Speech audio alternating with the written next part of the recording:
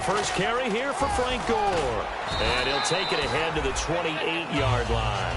5 yards is the tally on first down. That brings up 2nd and 5. Here's the offense, and if you're the defense, Charles, you really have to focus on that guy that's highlighted on the screen. You're talking about pure speed. T.Y. Hilton can get down the middle of the field and really stretch a defense. And this time he's not going anywhere. They'll get him down right at the line of scrimmage. No gain on the play, and it'll bring up a 3rd down. The starting 11 defensively for the Bears. Eddie Goldman's everything you want in a defensive tackle. A run stuffer who can move upfield and rush the passer. The Bears have put an extra defender in the secondary on 3rd down. Yep, they're in the nickel. And he'll go down. The Bears get there for the sack. Jonathan Bullard, the rookie out of Florida, in there to drop him. And that will go into the books as the first sack of his young NFL career.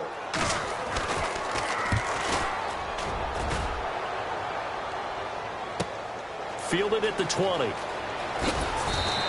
And when it's said and done, it's a 58-yard punt. And the Bears take over.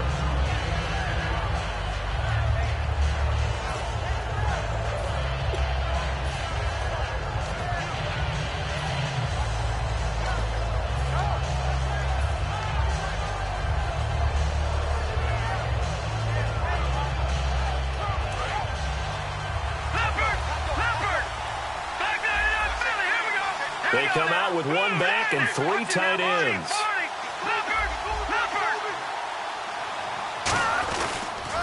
They'll run for the first time with Jeremy Langford. Nice stiff arm. Underused, but still effective. And he's taken down, but not before he gets this into enemy territory across the 40. A good-looking run there by Jeremy Langford. And what I've always liked about him has been not just his versatility, but his perseverance. I think he's one of those backs that gets better as the game goes on and he gets increased carries. Does have some good toughness running inside. I remember when he was at Michigan State, at one point I did a game of his. He was listed as 3rd-team left corner, but cornerback, receiver, and running back for the Spartans. Won a couple of Big Ten titles there as well. Oh, a battle for it here, and this will be caught. A very nice pickup of 33 yards. So after that big gain, let's see what else the offense has up its sleeve. Hoyer. And that is caught. Touchdown, Bears. Kevin White, his 2nd touchdown on the season. And the Bears have taken the early lead. And his kick is good. The Bears send the kicking team out there, and they will send this one away. That'll be taken in the end zone. And he'll make it across the 20 as his guys will set up shop at the 23-yard line. Here comes the Colts offense now as they make their way onto the field. And they'll certainly be trying to do better than that first drive where they went 3 and out. And sometimes the first drive is just simply to settle nerves. You know what it's like at the start of a game with the emotion. Guys a little bit jumpy. But you do. Oh, you understand the same way. It's just like us calling one, right? Making sure we ease into the game, let it come to us. Well, you went 3 and now and they out. have that opportunity. No, you didn't go 3 and out. I went 3 and out on that first drive. I'll try to do better here. The defense won that play so fast that I think if the running back even had time to notice if anyone was there, it was just a blink of an eye, and there was a loss on the play. To throw on 2nd down is Locke. This one complete to Devin Street. And they'll take him down at the 31-yard line. Roughing the pass here, but, Charles, that's a good call. But these days, you know quarterbacks, they're very protective. We know how protected they are, and if it's anything borderline, they're going to get the call. But as a defender, that's hard to swallow sometimes because there's so many of these bang-bang plays. And they'll stop him right on the midfield stripe. It's a pickup of 4, and it'll bring up 2nd down. I think Frank Gore runs on doubt. And what I mean is, he's 33, and everyone keeps thinking this is the end. Yet he keeps going. I think something that gets overlooked, though, to your point, most rushing yards of anybody currently in the NFL. Amazing. Big-time career. And the hit jarred it loose. It's incomplete. Today's NFL, these big guys are featured receivers. They move them all over the place to try and find good matchups. And they had one. They were just unable to complete the pass. And the Bears in the nickel. No, wait, they're in the dime. 6 DBs out there on 3rd. Could play an exotic coverage. From the 50, it's Luck. Under pressure, and down he goes. Luck is sacked. Leonard Floyd, the rookie from Georgia, in there to bring him down, and it'll be a play to remember for that young man. The first sack of his NFL career. And look at this. It's a fake. And this is incomplete. A huge gamble, and it does not pay off. And now Chicago getting ready to go as they take the field. And they will simply, Charles, be looking to duplicate what they did last drive when they were able to push it in for 6. And they hope it'll be that easy, right? To be able to take exactly what happened before, replicate it. They have to make a few additional changes along the way because I'm sure the defense will make some adjustments, but they've got to have great confidence having scored the last time out.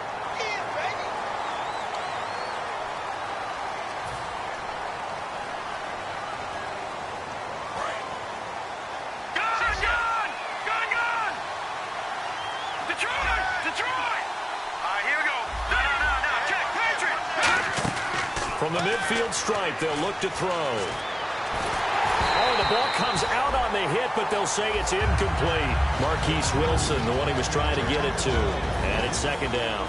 And this O-line, it is the lifeblood of the offense. They establish the tone. Mean, nasty, physical. They can't wait to get after people. That allows the rest of the offense to feel confident. Back to throw here. Royal making the catch over the middle. A very nice pickup of 33 yards. And now a first down following that long gain. Now that play will end up on the highlights, and you'll see it all over the place. But what you won't see, the offensive line that bought the extra time, that allowed for the big completion downfield, those guys made that play possible. And now a look at the defense for the Colts. Robert Mathis was an undersized defensive end who transitioned to outside linebacker. No matter where he plays, he's fast. Now Hoyer, and he whips that one incomplete there.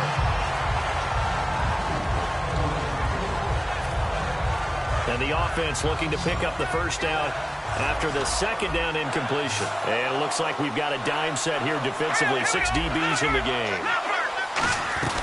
Here's Hoyer. And incomplete. The contact made the ball roam free and brings up 4th down.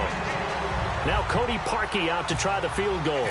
After all the preparation, all the practice, a play like that will absolutely break your heart. They had everything they wanted, just unable to complete it. In the end zone, a big-time drop. So they were able to move the ball into the red zone, but they'll wind up coming away with just 3. Yeah, 32-yarder. That's equal to an extra point nowadays, and those are no problem for an NFL kicker. And with a new rule, that decision to bring it out will cost him about 5 yards as he only gets to the 20. The Colts now, their offense works their way back onto the field. And on that last drive, went for it on 4th, turned it over. A good job by their defense, though. They held them to 3, but this offense, they've got to be a little bit better, a little bit more careful here. And sometimes when you see these calls on 4th down, when they decide to go for it, it's not necessarily the coach saying, I believe in my offense. Sometimes the coach saying, I believe in my defense. I can afford to go for it here because if we don't get it, I don't think we'll give up more than 3. And that's exactly what happened. You think that factored in? I do. I think that he had that in his mind going into the game, that I'm going to be aggressive on offense because I know I've got a defense that can hold up their end. Here's Watt. 2 plays in a row, the defense won, stacking up the running game. They've got to feel good about themselves, but something has to be in the back of their minds. Are we being set up for something big? They've got to be careful. I don't know how many times, not just in my playing career, but you and I working together, have we ever heard a coach say, you know, I just don't have that play on my call sheet. And that's really what we had here. That was a big hole they were trying to get out of. Yeah, big gain, still a ways to go, though. A beautiful fake. A great return there of 22 yards. And the offense will take over with a new set of downs. And now Chicago getting ready to go as they take the field. And they split the uprights last time for 3. They've got the lead. They're not going to play this conservative. They're not hoping for another field goal. They're hoping for a touchdown. I'm with you on that. And that's caught inside the 30. Touchdown, Chicago. Kevin White, his 2nd touchdown of the game, his 3rd on the year. And the Bears will extend their lead. He's got it, and it's 17-0. The kickoff unit is out on the field, and they will send this one away. That's fielded in the end zone. And a nice job there as he gets this one up just shy of the 35-yard line at the 34.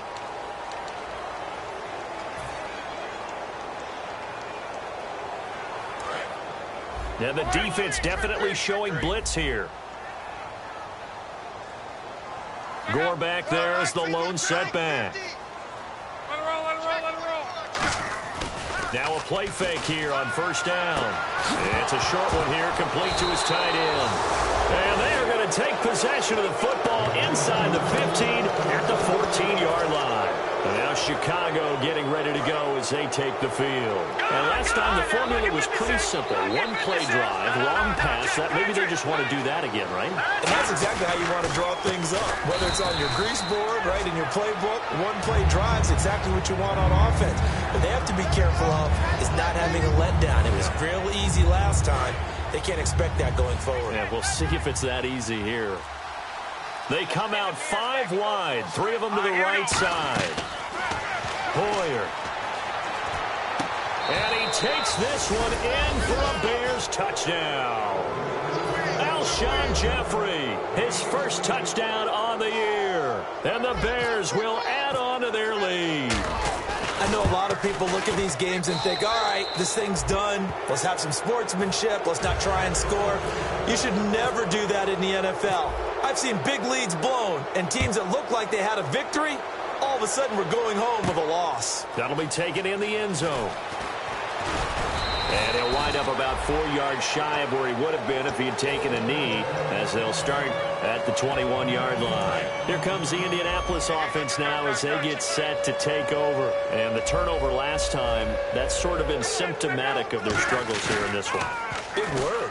I like it, though, because you're exactly right. Like that, don't you? All game long, they've struggled moving the ball, turning it over on the last possession.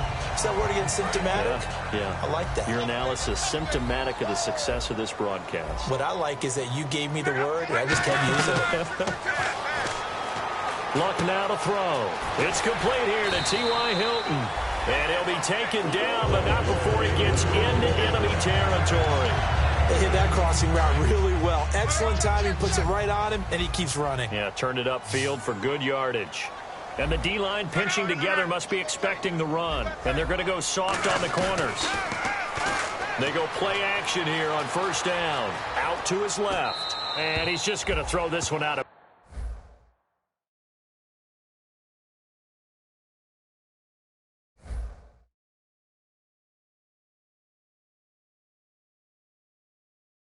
bounds here. Nowhere to go with it. Incomplete.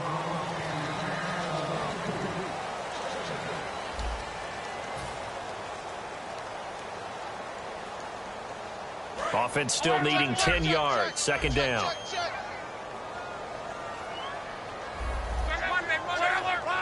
Gore back there is the lone setback. Throwing his luck. Over the middle here, it's Hilton. And he goes down, but not before getting this inside the 25. Well, we know he's got the speed there. He needed the speed and the hands. A great catch. And because of that speed, you have to respect it as a defender. So you have to either play off or make sure you're somehow in contact with him. And he's able to do exactly what you said. Use this. And he takes this one in for a Colts touchdown. Frank Gore, his 4th touchdown on the year. And the Colts are able to cut into this lead. Well, partner, that was another explosive run. And one thing I've learned in our time in this game, yes, the offensive line has to get a lot of credit, but for big runs to occur, the wide receivers have to block well downfield. And then you have to have a good guy carrying the ball too, right? Oh, without a doubt. You need that difference maker lugging the rock.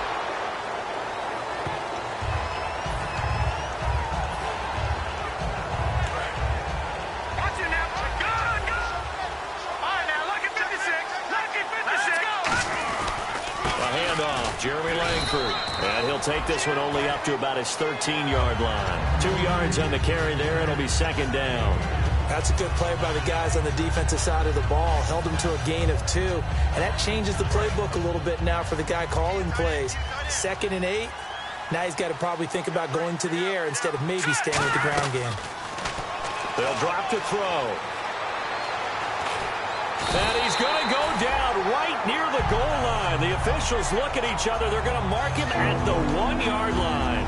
And, partner, it's safe to say that the secondary really contributed to that sack. Yeah, nickel set, 5 defensive backs. They covered everything. Nowhere to go with the football. But my question is, why didn't he throw it away? They'll need to get the play off quickly. Got to be careful here, backed up this deep on 3rd down. Looking for Jeffrey, and it's intercepted. A great read, and it's picked off. And it's a tremendous return as they finally get him at about the 10-yard line. And now Indianapolis set to take the field. And they're hoping to capture some of that magic they had last time out when they were able to put together a scoring drive. But they're still down here, Charles. Not the major concern, though, because of what you talked about. They scored the last time out. They feel good about themselves. They feel like their game plan is now in effect. They know how to attack and what plays they want to put together. But they've got to keep it moving in the right direction because, as you did note, they are down on the scoreboard. Rolling to his left. And his throw's going to be incomplete. T.Y. Hilton, the intended receiver. And it's 3rd down. All defenders get tired of hearing about their lack of hands and why they're playing defense instead of offense. But in this situation, it was the hands that made the play. Batting the ball away on an attempted touchdown pass. Excellent job. Way to knock it down. And he's got his man. It's Hilton for the Colts touchdown. T.Y. Hilton, his 2nd touchdown on the season. Oh, it's a fake. They'll try and throw for him. And the Colts are able to draw a bit closer. And he'll get into the end zone as the 2-point conversion is successful. Now after the touchdown, here's Pat McAfee to kick. And a fair catch signaled for and taken successfully. And now Chicago getting ready to go as they take the field. And following the interception, just any interception, are you a little bit more cautious when you start that next drive, or no, you just throw that out the window?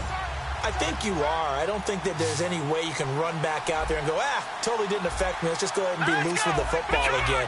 You're going to take care of it, but you have to be careful about being too cautious because now you can't run any offense at all. Still want to attack. We'll see how they attack him here. Kevin White, touchdown, Chicago.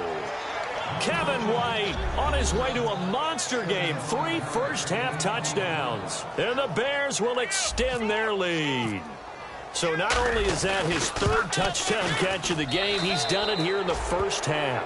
I'm not sure defensively what they're going to come up with to slow him down because already we're seeing him run past, over, through guys in order to make these catches. And being able to try and shut him down at this stage of the game, it's going to take a lot of effort. So maybe it'll open things up for some other people. Well, they better figure something out, and soon.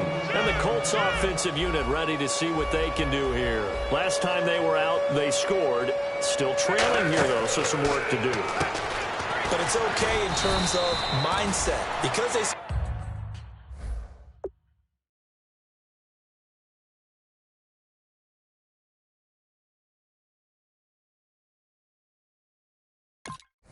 scored the last time.